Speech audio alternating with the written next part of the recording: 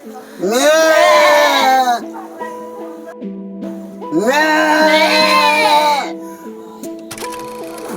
দিনই কালিৰ পৰা টেনশন কৰি আছো। এই ল'ৰাটো জেলত পৰিলে কি যে হ'ব বাৰু মই নাজানো। কি যে হ'ব, ফাঁচি হ'ব নে কি হ'ব। যাওঁ, এটা উকিল বোলে আছে ইয়াত, বস্তু বড় ডাঙৰ উকিল। এই তাক যে যেনেকৈ হ'লে একদম পাহৰিবলৈ ধৰিম একেবাৰে, ঠেং ভৰি ধৰি কেনে ল'ৰাটোক বচাব লাগিব দেই, নহ'লে মৰি যাম। সময়ো হৈ গ'ল, 10টামান বাজিলে আৰু কি কৰিম কি নকৰিম, যাবই লাগিলে। সময় হৈ গৈছে, লাহে লাহে ওলাওঁ দে, ঘৰততো মানুহ নাইয়ে আৰু ওলাওঁকে। চাওঁ, কিবা এটা খাতা ল'ব লাগিছিল। উকিল বাবু, উকিল বাবু ঘৰত আছেনে নাই? আপোনাৰনো কি হ'ল? আপোনাৰ মুখ বন্ধত ইমান চিন্তা, কিবা ডাঙৰ ঘটনা যেন যেন যেন লাগিছে। নহ'লে মই ডাঙৰ এটা বিপদ হ'ব লাগে। হ'ব যি কৰিব লগা আছে মানে বহকচোন, বহক ইয়াতে বহক। কি হৈছে মূল কথাখিনি ক'লে গম পাম কি হৈছে আপোনাৰ। হ'ব বাৰদা, কওকচোন কি হৈছে? এই বিৰাট টেনশ্যনত আছো দে।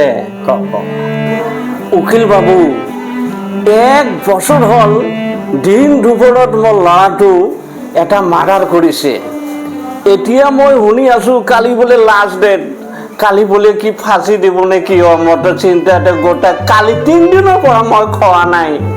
মই যে কি কৰোঁ দে, ল'ৰাটোক বচাব লাগে ছাৰ। ঠিক আছে, এইটোনো কি ডাঙৰ কথা? কিমান মাৰ্ডাৰ কৰি আহিল মানুহ, কিমান দিন দুপৰে 3, 4, 5টামান মাৰ্ডাৰ কৰিছে, মই তাকো বচাই দিছোঁ। কিন্তু এটা কাম কৰিব লাগিব। তাহলে পাৰিব নাই আপুনি?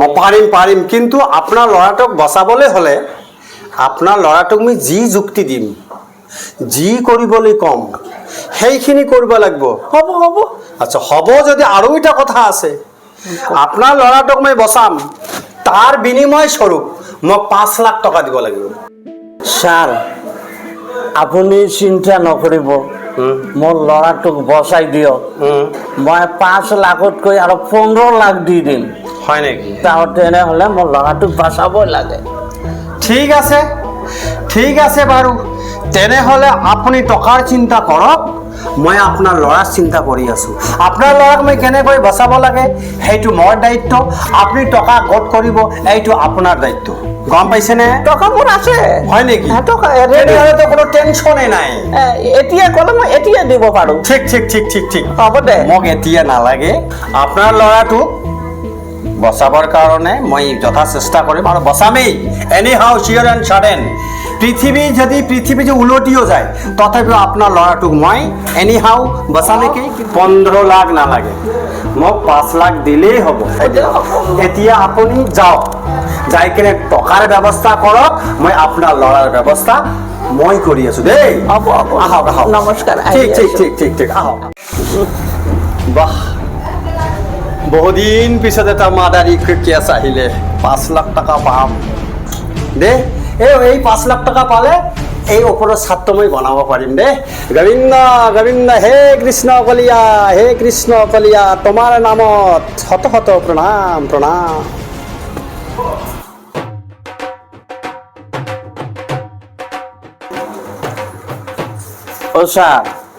ছাৰ, আপুনি আহিছে নেকি? আপুনি মোৰ ল'ৰাটোক আনিব। হয়, এই আনিছোঁ। এইটো হয় নেকি? এইটো। এইজনী মাৰ্ডাৰী? এইজনে মাৰ্ডাৰী না? তোমাৰ নাম কি হয়? নামটো কি হয়? মুকুন্দ। তুমিতো মাৰ্ডাৰ কৰিছে, এইটো সঁচা, মাৰ্ডাৰটোতো সঁচা, কিন্তু এটা কাম কৰিব লাগিব। তোমাক বাচিবলৈ হ'লে মই যি পৰামৰ্শ দিম সেইমতে কাম কৰিব লাগিব। এই জজৰ সন্মুখত যি প্ৰশ্নই তোমাক কৰিব ময়ে প্ৰশ্ন কৰিম, তাতেতো ময়ে প্ৰশ্ন কৰিম। খালি প্ৰত্যেকটো প্ৰশ্নতে এটাই বল থাকিব তোমাৰ, মে, মানে ছাগলীৰ কান্দন। মই যদি কওঁ তোমাৰ নাম কি? মে। যদি কওঁ এই তাক মাৰিছা নেকি? মে। এই তোৰ ঘৰ ক'ত মে খালি মে মে আৰু মে তেনেহ'লে তাৰ পৰা এটা চিটুৱেশ্যন আহিব যে এই মানুহটো আচলতে বলিয়া তেতিয়া তোমাক দিয়া গম পাইছে ইমানখিনিয়ে ঠিক আছে দেই কথা জানি ঠিক থাকে হ'ব হ'ব হ'ব কথাটো কাণত ভালদৰে সোমাই ল'বি দেই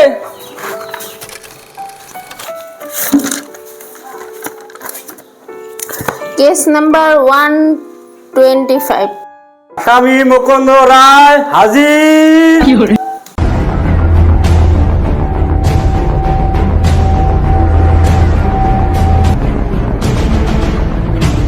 যি কম সত্য কম যি কম সত্য কম সত্যকৈ মিথ্যা নকম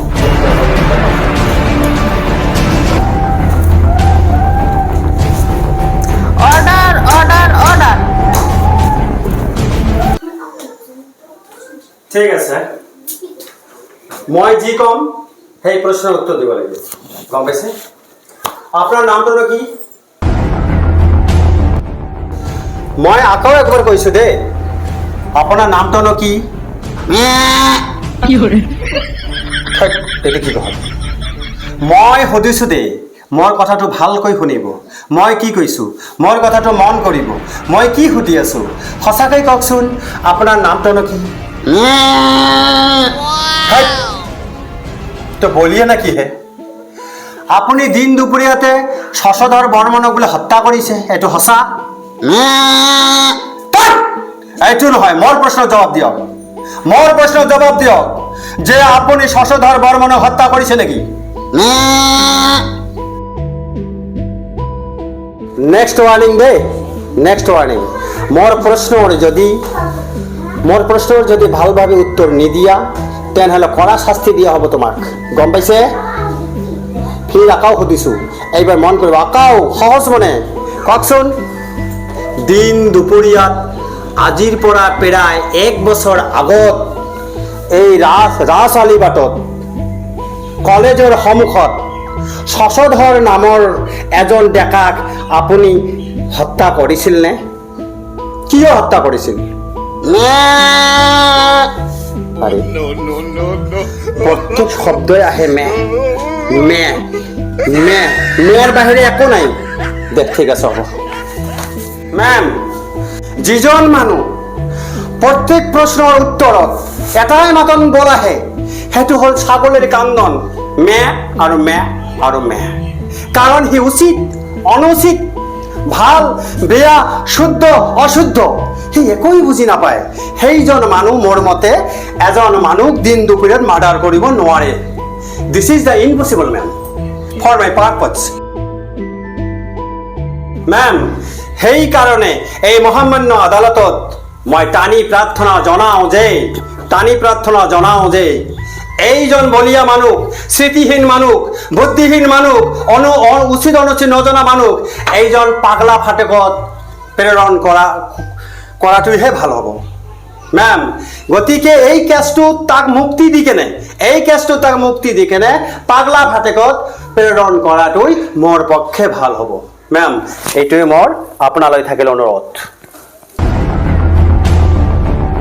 এতিয়া সকলো তথ্য চালি জাৰি গম পোৱা গ'ল যে আসামী মুকুন্দ ৰায় আচলতে মাৰ্ডাৰী নহয় কাৰণ মানুহজন বুদ্ধিহীন মানুহজনে উচিত অনুচিত একো বিচাৰ কৰিব নোৱাৰে সেই হেতুকে মানুহজনে মাৰ্ডাৰ আসামী হ'ব নোৱাৰে গতিকে এই মানুহজনক অৰ্থাৎ আসামী মুকুন্দ ৰায়ক এই কেছৰ পৰা মুক্তি দিয়া হয় আৰু লগতে তাক পাগলা ফাটেকলৈ প্ৰেৰণ কৰা কাৰণ মানুহটো হ'ল বলিয়া The court is declaration that this case is dismissed.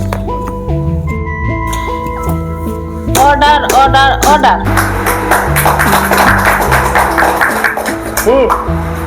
তেখেতক পাগলা ফাটেকলৈ প্ৰেৰণ কৰা হ'ল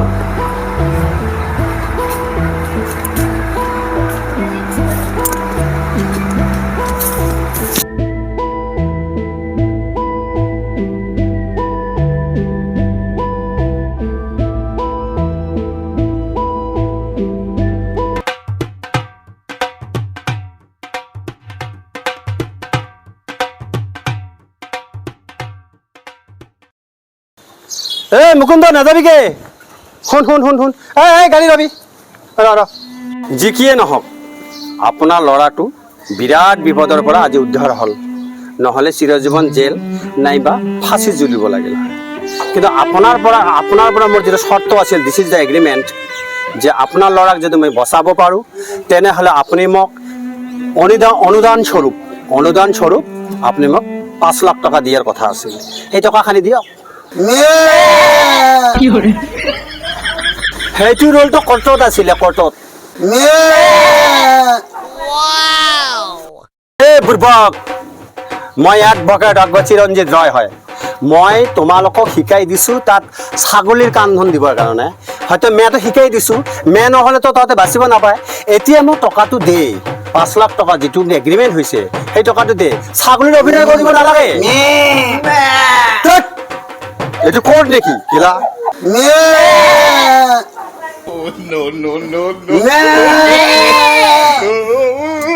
সেখানে দে বাপৰে বাপ কি মানে সৰ্বনাশ